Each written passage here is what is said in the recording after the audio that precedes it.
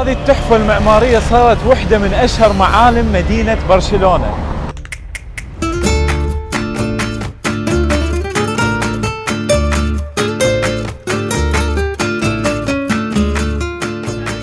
من أجمل مدن إسبانيا برشلونة. هذا البارك بدأوا بنايته بسنة 1900 واستمر بنائها إلى تقريبا 14 سنة، وهذه واحدة من أشهر المعالم في مدينة برشلونة. هذا المعلم الجميل كان مشروع 60 بيت، وبعد ما مات صاحب المشروع الورثة ما قبلوا يكملون المشروع، ولهذا أخذتها البلدية وبنوا عليه هذا المكان الجميل وهذا المعلم في مدينة برشلونة على هذا الجبل.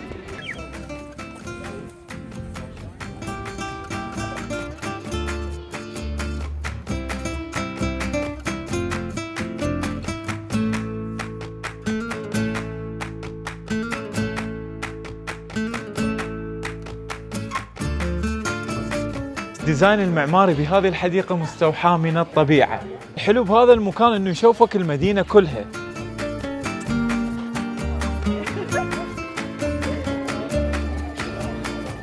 مشهورة هاي الحديقة بالموزاييك والفن اللي صانعين من السيراميك المكسر.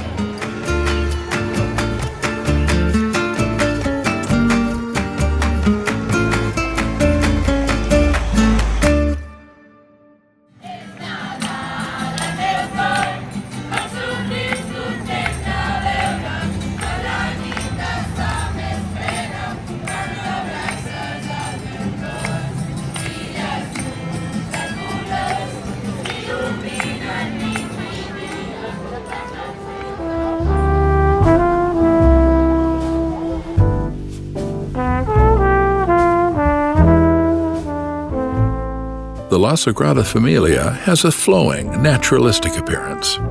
هذه من أشهر معالم كاتالونيا ومدينة برشلونة. The La Sagrada Familia is also distinguished by its towering spires, which reach up to 564 feet or 172 meters in height.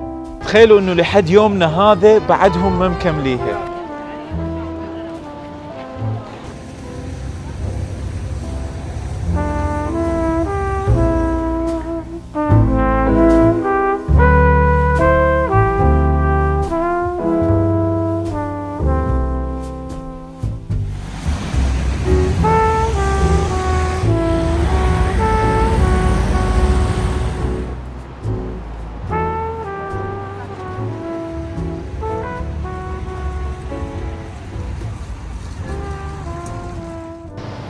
هذه التحفة المعمارية صارت واحدة من أشهر معالم مدينة برشلونة.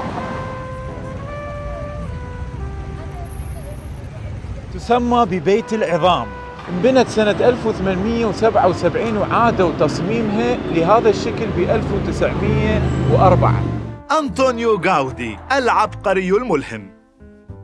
Hello, welcome to Casa Batlló, one of Gaudí's masterpieces. Today, visitors to the house can enjoy an immersive experience full of magic, taking them on a journey into Gaudí's genius. Quédate conmigo ahora.